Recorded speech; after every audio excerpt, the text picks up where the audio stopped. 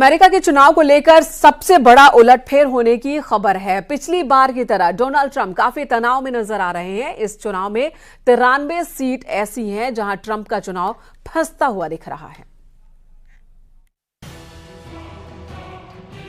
America के चुनाव को लेकर एक दिलचस्प बात जान लीजिए। यहाँ का चुनाव गधे और हाथी का मुकाबला भी कहा जाता है। गधे का चिन्ह डेमोक्रेटिक पार्टी का प्रतीक है, जबकि हाथी रिपब्लिकन पार्टी का प्रतीक है। अमेरिका के चुनाव में इन दोनों चिन्हों का इस्तेमाल 1870 से हो रहा है। अमेरिका में राष्ट्रपति पद के चुनाव की प्रक्रिया बहुत अलग है और जटिल भी है, लेकिन आप इस ग्राफिक्स को देखकर आराम से समझ जाएंगे। इसमें पहला चरण प्राइमरी कहा जाता है, जिसमें पार्टी सदस्य अपना सर्वश्रेष्ठ प्रतिनिधि चुनते हैं। इसके बाद होते हैं राष्ट्रीय सम्मेलन, जिसमें राष्ट्रपति पद के उम्मीदवार उपराष्ट्रपति पद के लिए अपना उम्मीदवार चुनते हैं। इस बार कमला हैरिस ने टिम वॉल्श को अपने उपराष्ट्रपति के तौर पर चुना है, जबकि ट्रंप ने जेडी वैंस को चुना है। इसके बाद होता है आम चुनाव, जिसमें अमेरिका के हर राज्य में लोग एक राष्ट्रपति और एक उपराष्ट्रपति के लिए वोट करते हैं। चौथा चरण होता है इलेक्टोरल कॉलेज।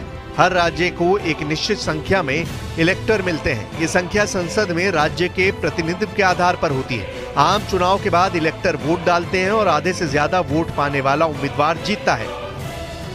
अमेरिका में करीब 10 राज्य ऐसे हैं जिन्हें स्विंग स्टेट कहा जाता है, जो असली मायने में राष्ट्रपति का फैसला करते हैं। इस बार अमेरिका में 7 राज्य ही ऐसे बताए जा रहे हैं जहां वोटों का स्विंग बड़ा फैसला कर सकता है। Arizona, Nevada, Wisconsin, Michigan, Pennsylvania, North Carolina, Georgia. अगर जैसे विश्व के हालात हैं, जियोपॉलिटिकल जैसे टर्मोइल है, उथल पुथल है, टर्बुलेंस हो रही है, उसमें अमेरिका की लीडरशिप बहुत ही महत्वपूर्ण है।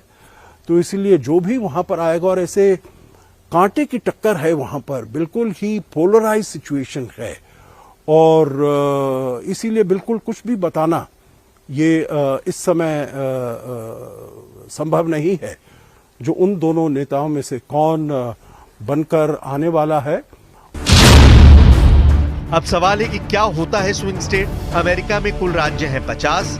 इसमें इलेक्टोरल वोट की तादाद है 538, जिसमें जादुई आंकड़ा 270 बन जाता है। अब इस आंकड़े में स्विंग स्टेट हार जीत में अहम भूमिका निभाते हैं। इस बार 7 स्विंग स्टेट में 93 सीटें हैं।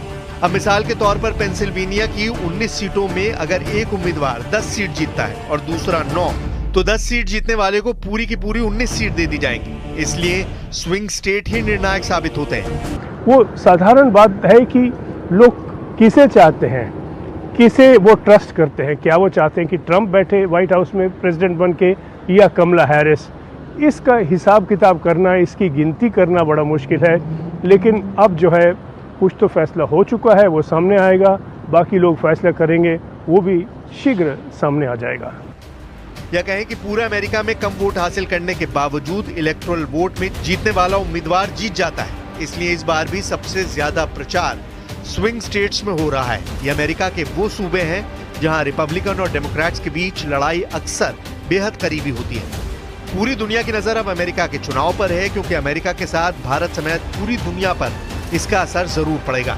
इसके बाद इंतजार होगा नतीजों का, और फिर अगले साल 20 जनवरी को अमेरिका की नई सरकार शपथ लेगी, जिसका कार्यकाल 4 साल का होगा।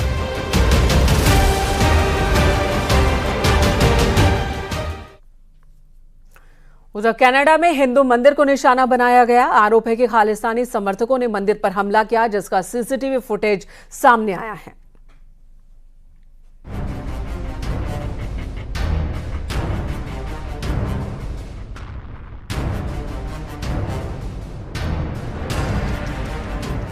कनाडा के ब्रम्पटन शहर में एक हिंदू मंदिर को खालिस्तानियों ने निशाना बनाया है। मंदिर में जब कुछ लोग पूजा कर रहे थे तो खालिस्तानियों ने उन पर अटैक किया। हमले का ये वीडियो सोशल मीडिया पर जमकर वायरल हो रहा है। हमले की जो तस्वीरें सामने आई हैं, उनमें साफ दिख रहा है कि खालिस्तानी मंदिर के परिसर में घुस गए और वहां लाठी डंडों से लोगों की पिटाई की। कनाडा में कुछ वक्त से खालिस्तानी समर्थकों की गतिविधियां चर्चा में रही हैं। इनमें भारत विरोधी रैली और हिंदू मंदिरों को निशाना बनाना भी शामिल है। फोरम ने कहा कि खालिस्तानियों ने ब्रैम्पटन के हिंदू सभा मंदिर में श्रद्धालुओं पर हमला किया है, ये अस्वीकार्य है। उन्होंने खालिस्तानियों का जमकर विरोध किया और ट्रूडो सरकार से हिंदू और हिंदुओं के मंदिरों की रक्षा की अपील की।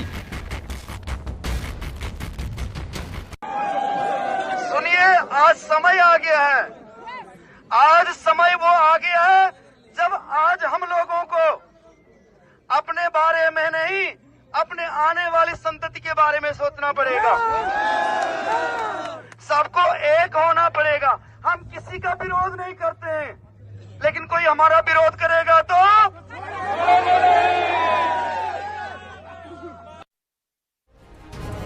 कनाडा में भारतीय उच्चायोग ने एक प्रेस विज्ञप्ति जारी की है, जिसमें उन्होंने कनाडा में हिंदुओं की सुरक्षा पर चिंता जताई है और हिंदू मंदिर पर हुए हमले की निंदा की गई है।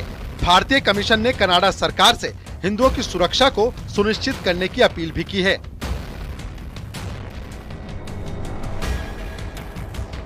अब कनाडा के प्रधानमंत्री जस्टिन ट्रूडो भी इस घटना के बाद बैकफुट पर हैं। जस्टिन ट्रूडो ने इस पूरी घटना पर आधिकारिक बयान जारी किया है और सोशल मीडिया एक्स पर लिखा, ब्रम्पटन में हिंदू सभा मंदिर में हुई हिंसा की घटना अस्वीकार्य है। कनाडा में हर व्यक्ति को अपने विश्वास का स्वतंत्र और सुरक्षित रूप से पालन करने का अधिकार है।